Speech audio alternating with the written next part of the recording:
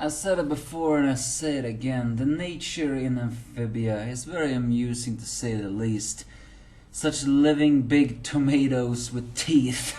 Well, technically they're not tomatoes, more like plants that are looking like tomatoes. And also point a big lesson that you won't always get along. But strange circumstances can make you get along, although some things are in the end just luck.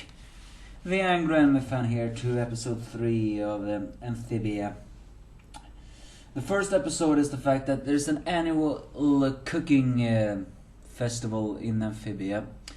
And the Hop family always lose every single time, mostly because Hop is revealed to be a terrible cook, following a recipe of his old ancestors' time that apparently are not so very good. So Anne, wanting them to win, decides to teach them how to make pizza, seeing that she can still use her phone in this world, at least for now. She says they should do pizza. But not before, of course, threatening Springer to always have pineapple on pizza, which creates a very good humor. But then finding the ingredients to make pizza in an outside world, though, is not as easy as it looks.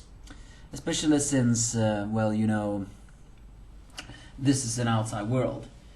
Getting the milk for the cheese, the dough, and most of all, the most dangerous one, trying to get the tomato juice from some giant tomato monsters that in the end devour the family and all the ingredients along with it as they fall into hot acid.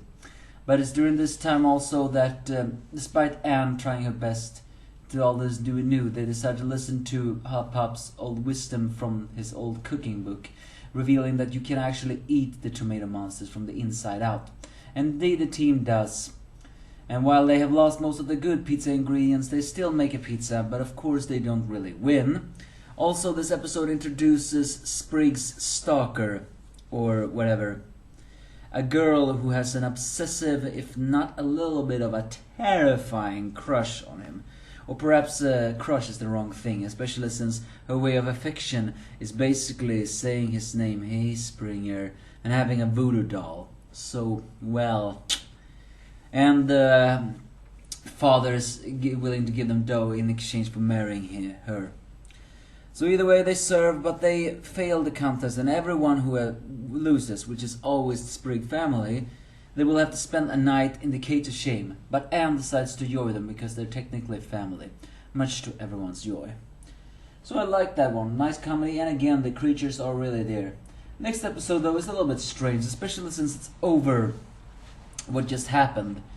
Anne and Hop are having a little bit two arguments because they cannot really get along on different things. So Sprig decides to do a very risky gamble in hopes of having them talking to understand each other, such as taking away corn from their fields and making it so that Anne and Hop can track it down themselves.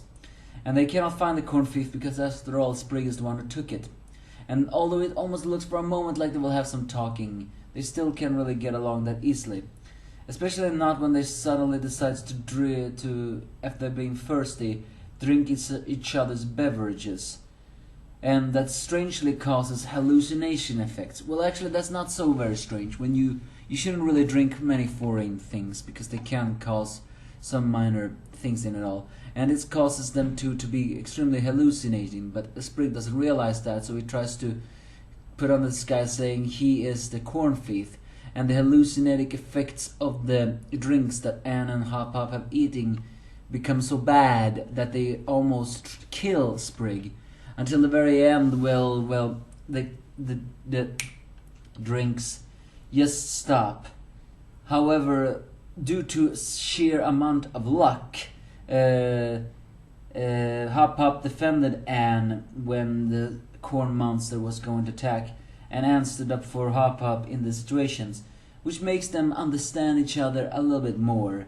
It only took some manipulation and an insane amount of luck for that to happen.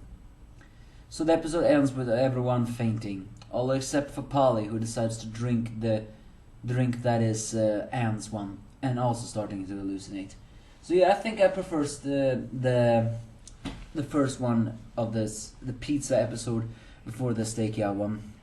I mean, it also is the fact that the episode before, the pizza one, had Anne actually getting along more with the Amphibia family than ever. But the next episode, she suddenly is arguing with Hop Hop.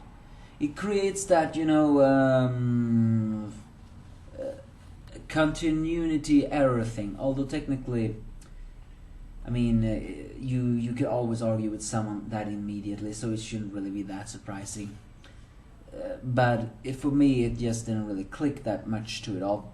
And also the fact these hallucinating effects. I mean, it does create a nice situation that a Coca-Cola drink can do to a frog in a mythical realm, and what a drink from a frog realm can really cause to a human child, human teenager or something like that. So it does create some moments there. But the pizza moment was mostly the best because all of those beasts over there. So give me your thoughts if you have any.